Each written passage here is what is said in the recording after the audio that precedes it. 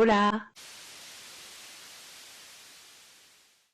Aujourd'hui, on va parler de vos crushs problématiques. Oui, oui, oui, ceux qui ont fait des choses terribles, des choses graves et des choses même impardonnables. On va ressortir les dossiers, on va lire les accusations et surtout, j'attends vos explications en commentaire. Mais avant tout, bonjour à toutes et à tous, j'espère que vous allez bien. N'oubliez pas de vous abonner et de laisser un commentaire, ça ne coûte rien et ça fait avancer la chaîne. Et on va ouvrir les dossiers très croustillants. Sur l'autre réseau, vous avez été vraiment beaucoup à me parler de vos crushs problématiques. Et aujourd'hui, on va écouter, mais on va surtout juger. Et croyez-moi, le premier m'a vraiment surprise. Alors clairement, le plus mentionné de tous, c'est Marilyn Manson. Bon, je pense que vous connaissez tous à peu près qui est Marilyn Manson, 57 ans, chanteur. Bon, je ne vais pas vous faire toute son autobiographie, vous avez Wikipédia pour ça. Déjà, on va juste parler de son nom, Marilyn Manson, qui est la contraction entre Marilyn Monroe, donc jusqu'à là tout va bien, et Charles Manson. Pour ceux qui ne sont pas au courant, la vie de Charles Manson et ses actes ont été largement documentés. Mais Charles Manson, c'est un gourou responsable de plusieurs meurtres atroces, notamment celui de Sharon Tate, et fondateur de la famille Manson, se considérant un peu comme la réincarnation du Christ. Vous voyez un peu le personnage. Donc déjà, la contraction, elle est assez problématique. Et Marilyn Manson a vraiment énormément d'accusations. On va commencer en 2021 avec Evan Rachel Wood, qui l'accuse d'agression sexuelle, de maltraitance psychologique, de violence et d'intimidation, et s'enchaînera 4 autres femmes qui portent également les mêmes accusations. On a Esme Bianco, qui elle porte plainte pour viol, pour abus sexuels sadiques et violences répétées. Ensuite, on a Ashley Walters, son ancienne assistante, qui l'accuse aussi de violences répétées et d'agression sexuelle. Il aurait apparemment obligé à voyager avec de la drogue et elle affirme aussi dans sa plainte que le chanteur lui aurait montré une vidéo de lui en train d'agresser une mineure. Bon, déjà là, c'est déjà pas mal, hein. Mais en vrai, Marilyn, il s'en est plutôt bien sorti vu que en 2025, les plaintes sont classées sans suite. Mais le même juge qui avait classé cette affaire sans suite a aussi réouvert le dossier en 2026 suite à une loi qui a été votée, tout simplement. Donc là, on voit déjà le problème du personnage. Et comment est-ce que c'est possible de crusher sur quelqu'un qui a fait des choses aussi graves? Alors, c'est pas sûr à 100%, hein, bien sûr, hein, il y a toujours la présomption d'innocence, mais quand même, on a plusieurs femmes qui se plaignent de faits similaires. Donc Marilyn Manson, ça a toujours été un personnage extrêmement controversé, mais là, malheureusement, ça fait un peu beaucoup. Mais bon, on va voir à la fin de cette vidéo pourquoi, en fait, on crush sur des gens aussi abominables que ça. Pourquoi on crush sur des personnalités publiques qui ont fait des choses aussi graves. Pour l'instant, next. On va passer au personnage suivant, qui est Ronnie Radke. Ah là là là là, alors là, ça va être très long, Ronnie Radke, hein. Préparez-vous. J'avoue, Ronnie Radke, ça a été un de mes crushs d'enfance et ça pendant très longtemps. Mais je me suis jamais vraiment penchée sur qui était le personnage derrière la personnalité publique.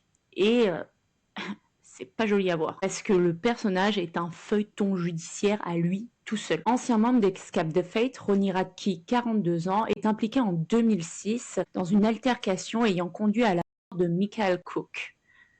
Il a été condamné dans cette affaire, ça c'est une certitude, pour son implication, pour la provocation au combat et pour port d'armes dissimulé. Il est alors condamné à verser un peu plus de 92 000 $ à la mère de la victime, ce qui malheureusement ne lui rendra pas son fils. Il est aussi condamné à une liberté conditionnelle de 5 ans. Bien évidemment, il ne va pas respecter cette liberté conditionnelle et, je vous mets dans le mille, il prendra alors 2 ans et demi de prison supplémentaire. Et vous pensez que c'est fini à ce moment-là? Non, c'est jamais fini avec Ronnie Radke. Même à l'heure actuelle, là où je vous parle, je suis sûre qu'il sort déjà une dinguerie sur ses réseaux sociaux. En 2012, il pète un pont en plein concert et tu sais pas pourquoi le monsieur, il décide de jeter son pied de micro dans la foule. Bon, une jeune fille de 16 ans est alors blessée avec contusion à la tête. Bref, c'est quand même assez grave.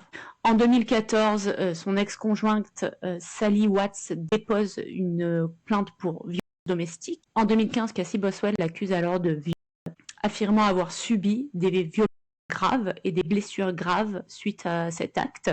Il affirme qu'il a un alibi et un jugement par défaut a été rendu en sa faveur. Donc, je pense qu'il n'avait pas assez de preuves pour le condamner. Et là, c'est juste pour son casier judiciaire. Ce n'est pas fini, on va passer côté réseaux sociaux cette fois-ci. Parce que des dingueries, le monsieur, il en a fait. De toute manière, son compte saute assez régulièrement parce qu'en fait, à dire trop de dingueries, bien évidemment, il se fait signaler et censurer par les plateformes. En 2024, on continue les conneries, il commercialise des t-shirts. Jusqu'à là, tout va bien. Sauf que les bénéfices de ces t-shirts sont reversés à une organisation américaine d'extrême droite connue pour ses positions anti-LGBT. Et un peu avant, en 2023, la tournée qu'il avait prévue avec Spirit Box est annulée après l'émergence de nouvelles plaintes pour violence physique. Et je vous assure qu'il y a encore beaucoup de choses à dire sur Ronnie Radke, malheureusement. Il a fait encore beaucoup de dingueries. Mais apparemment, le public en redemande parce que il est sans cesse en tournée. Il a été en tournée il n'y a pas si longtemps avec son nouveau groupe Falling in a Reverse. En fait, il faudrait carrément une vidéo entière consacrée à Ronnie Radke, tellement il a dit de dingueries, il a fait des dingueries. Et il s'en sort quand même plutôt pas mal, je trouve, malgré toutes les accusations qui lui pendent au nez, notamment des accusations hyper graves quand même. Et pourtant, après tout ça, les gens continuent à crocher, à idéaliser ce genre de personnage. Parce que quand on lit tout ça, on se dit mais à quel moment je peux trouver cet homme charismatique ou cette femme charismatique? Je comprends pas. Bref, next, on a ensuite Jared Leto. Et oui, Jared Leto, 54 ans. Alors là, c'est un tout petit peu plus subtil pour Jared Leto. C'est un acteur et chanteur et bien d'autres choses, mais principalement ce sont ses métiers. Il est chanteur dans le groupe 30 Seconds to Mars, donc un groupe extrêmement connu, notamment dans les années début 2000. On a quelqu'un qui est extrêmement engagé aussi, Jared Leto, plutôt une vision artistique et spirituelle. Ça, c'est sur le papier, bien évidemment. Mais derrière, c'est quelque chose d'un tout petit peu plus alarmant. On va commencer avec Laura Larue, 16 ans à l'époque, qui l'accuse de flirter de façon vraiment très très insistante, alors que l'écart d'âge est quand même énorme. Il était un peu plus jeune que actuellement, mais on était sur une mineure version un homme de 40 ans. Donc ça passe pas, vous imaginez bien. Une autre femme l'accuse d'avoir eu des échanges téléphoniques alors qu'elle était mineure. Elle affirme qu'à 18 ans, quand elle était chez lui, il aurait soudainement sorti son sexe et commencé à se masturber devant elle, puis a pris sa main pour la poser dessus. No comment. Ensuite, on a la DJ et productrice Ali Tales, je crois que j'écorche un peu son nom, désolée, qui déclare avoir été agressée à l'âge de 17 ans par Jared Leto et parle d'un comportement de prédateur. Mais ce n'est pas fini, le plus croustillant arrive tout de suite, parce qu'on va parler de Mars Island. Une retraite spirituelle organisée par Jared Leto depuis 2019 qui se finance entre 1500 et 7200 $. Voilà, pour les 3 jours. Ah, j'ai oublié de dire, pour les 3 jours de séminaire. Au programme, yoga, musique, projection et possibilité de parler en privé avec lui. Donc vraiment, je ne sais pas si vous avez pu voir des photos, je vais essayer de vous en mettre, mais ça fait vraiment culte en fait, ça fait vraiment secte et c'est ce qui lui est reproché. D'ailleurs, le compte officiel sur Twitter a tweeté « Oui, c'est un culte ». Culte, ça veut dire secte en anglais, pour ceux qui ne savent pas. Des fans l'appelleraient le Messie, Jésus ou le prophète. Alors, est-ce que c'est du marketing ironique ou une manière de faire du marketing, ou est-ce qu'on joue dangereusement avec des codes sectaires? Parce que vraiment, les photos, ça fait vraiment secte. Je dis juste que l'histoire des sectes, de plusieurs sectes, nous a déjà montré que certaines dynamiques commencent un peu comme ça. Et faudrait pas jouer trop avec les barrières de cette dynamique-là, vous voyez. Bien sûr, il y a d'autres personnalités publiques que vous m'avez citées qui sont ultra problématiques et vraiment, il y en a vraiment beaucoup.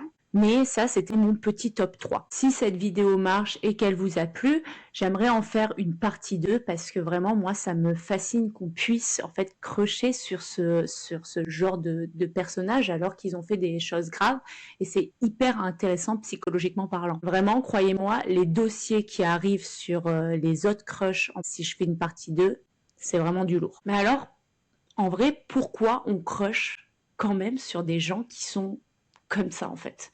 Des gens qui ont fait des choses graves, des gens sur qui vous ne vous retourneriez même pas dans la rue, vous leur donneriez même pas l'heure dans la vraie vie, mais vu que ce sont des célébrités, vu qu'il y a du pouvoir, du talent et de l'argent, pourquoi on crush sur ces gens-là? Petit point scientifique. Je vais un peu lire là, mais on parle de relations parasociales qui nous donnent l'impression de connaître ces célébrités personnellement. Ça, c'est le premier point. Ensuite, on a la dissonance cognitive qui nous pousse à minimiser leurs fautes pour protéger un peu leur image de star parce qu'on les aime bien. Puis, on a l'effet de halo qui fait que le talent plus le charisme, on est un peu plus indulgent moralement. Et aussi, certains traits dominants ou rebelles peuvent être attirants à court terme. En gros, la science, elle dit que notre cerveau adore se raconter des histoires et enjoliver la vérité quand c'est des personnes qu'on aime bien ou des personnes qu'on admire pour leur talent. Ceci dit, ça ne veut pas dire quand même qu'il ne faut pas réfléchir sur ce qui est vraiment problématique ou vraiment grave et pourquoi on donne du crédit à ce genre de personnes. Bon, voilà pour la petite parenthèse scientifique. Maintenant, ce que j'aimerais savoir, c'est qui est votre crush problématique à vous, en fait, pour voir un peu si c'est la même chose que sur l'autre plateforme. Dites-le moi en commentaire, je lirai tout, bien sûr, et je vous répondrai, et peut-être qu'on se retrouve pour faire une partie 2. N'oubliez pas de vous abonner pour les prochaines vidéos. Je vous fais des gros bisous. Ciao, ciao.